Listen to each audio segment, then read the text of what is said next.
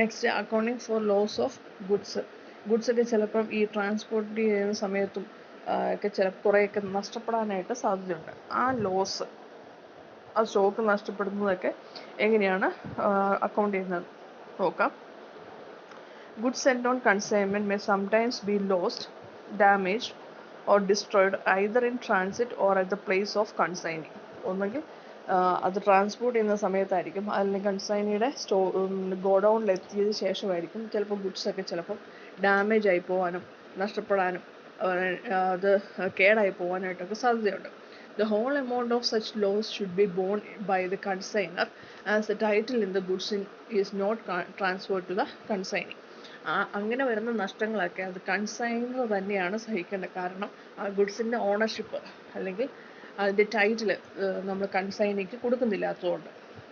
Such loss may be either normal loss or abnormal loss. അങ്ങനെ ഉണ്ടാകുന്ന loss ഒന്നുകിൽ normal loss ആവാം, അതല്ലെങ്കിൽ അബ്നോർമൽ ലോസ് ആകാം. എന്താണ് normal loss? It is an expected and unavoidable loss which is due to the nature of goods consigned.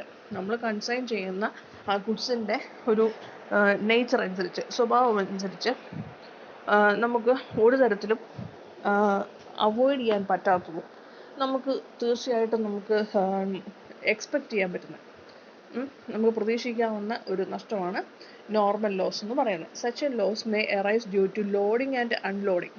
നമ്മൾ വാഹനത്തെ കയറ്റുകയും ഇറക്കുകയും ചെയ്യുന്ന സമയത്തായിരിക്കാം ആ ലോസ് ഉണ്ടാകുന്നത്. താഴെ വീണ് പൊട്ടിപ്പോവുകയോ അങ്ങനെ എന്തെങ്കിലും സംഭവിക്കുന്നത്. രണ്ടാമത് ഇവാപ്രേഷൻ.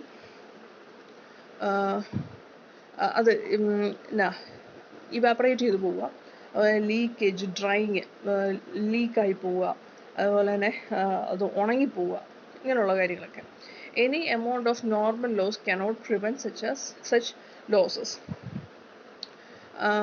അങ്ങനെയുള്ള എക്സ്പെൻസസ് അല്ലെങ്കിൽ നഷ്ടങ്ങൾ നമ്മൾ എത്രമാത്രം കെയർ ചെയ്താലും നമുക്ക് ഒഴിവാക്കാൻ പറ്റത്തില്ല. Being normal, such a loss should form part of the cost of consignment and no special treatment is required for it. അത് നോർമൽ ആയിട്ടുള്ള ലോസ് ആയതുകൊണ്ട് തന്നെ അത് കൺസൈൻമെൻറ്റിൻ്റെ ഒരു കോസ്റ്റിൻ്റെ ഭാഗമായിട്ട് തന്നെ വരികയാണ്. അതുകൊണ്ട് തന്നെ അതിന് പ്രത്യേകിച്ച് ട്രീറ്റ്മെൻ്റ് ഒന്നും അല്ലെങ്കിൽ എൻട്രി ഒന്നും എഴുതേണ്ട കാര്യം ഇല്ല. Therefore, normal loss is not valued and recorded anywhere but the cost of balance of goods is conveniently inflated to cover the normal loss.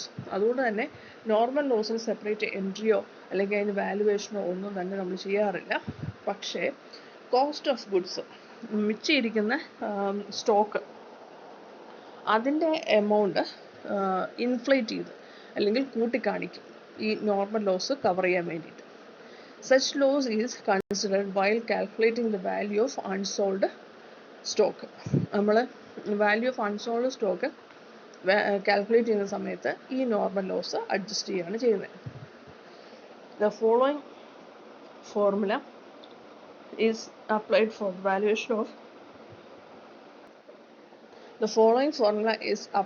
valuation of stock when there is normal loss. Normal loss ഉണ്ടെങ്കിൽ നമ്മൾ സ്റ്റോക്കിൻ്റെ വാല്യുവേഷന് വേണ്ടിയിട്ട് ഉപയോഗിക്കുന്ന ഒരു ഇക്വേഷനാണ് നമുക്ക് തന്നിരിക്കുന്നത്. നമ്മുടെ എത്രയാണോ സ്റ്റോക്ക് ഇരിക്കുന്നത് അതിൻ്റെ ടോട്ടൽ കോസ്റ്റും അതുപോലെ തന്നെ അതുമായി ബന്ധപ്പെട്ട നോൺ റെക്കറിങ് എക്സ്പെൻസും ആഡ് ചെയ്യാം ഇൻറ്റു ക്വാണ്ടിറ്റി ഇൻ സെയിൽസ്.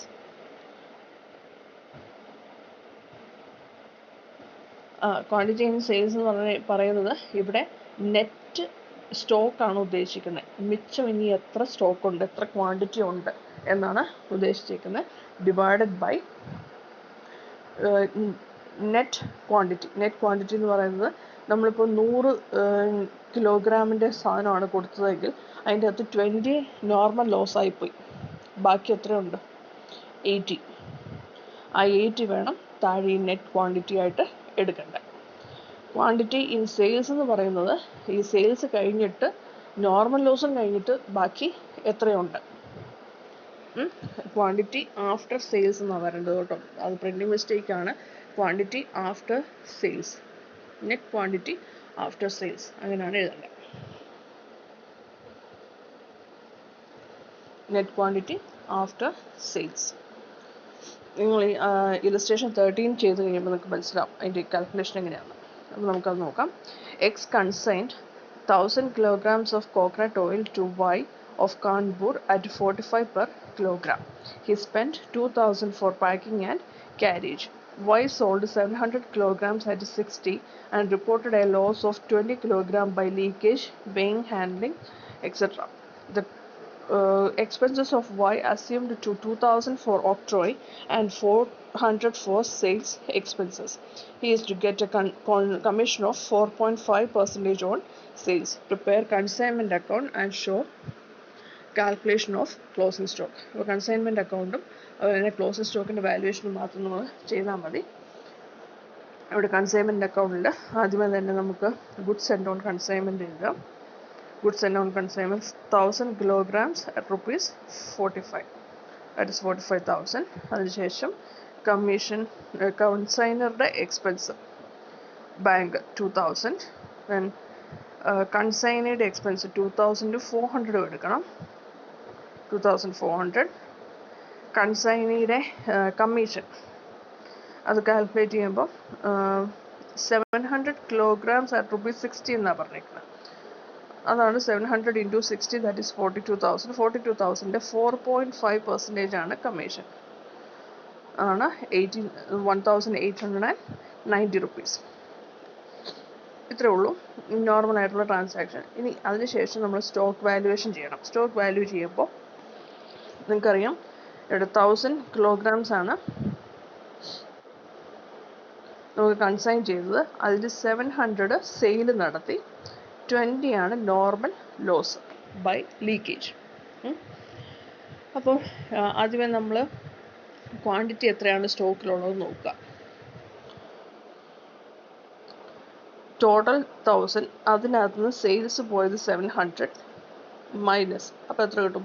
1000 നിന്ന് 700 പോയി കഴിഞ്ഞാൽ പിന്നെ 300 ആണ് നോർമലായിട്ട് വരേണ്ട സ്റ്റോക്ക്. പക്ഷേ 20 kilogram ലീക്കേജ് വഴി പോയത് കാരണം അതും കുറയ്ക്കണം.